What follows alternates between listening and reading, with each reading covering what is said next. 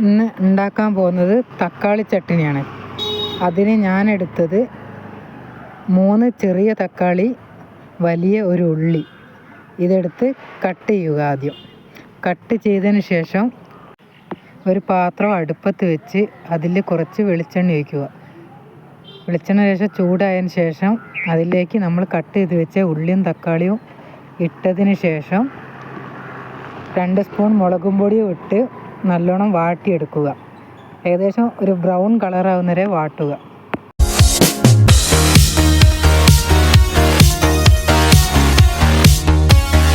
വാടിയതിന് ശേഷം ഒന്ന് ചൂടാറാൻ വെച്ചേക്കുക. അതിന് ശേഷം മിക്സിയിലിട്ട് നല്ലോണം അരച്ചെടുക്കുക.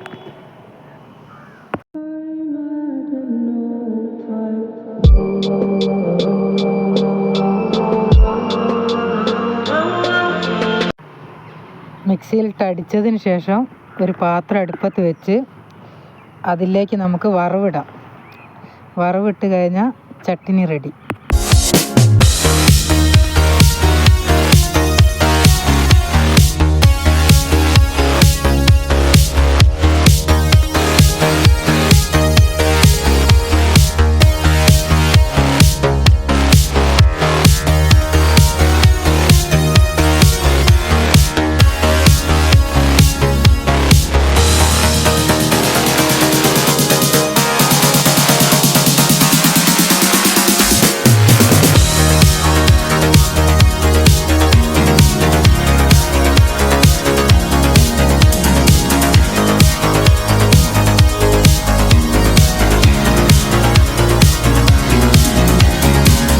തക്കാളി ചട്നി റെഡി. ഇനി നമുക്ക് ഇഡ്ഡലിക്ക് കൂട്ടാം. ഓക്കെ.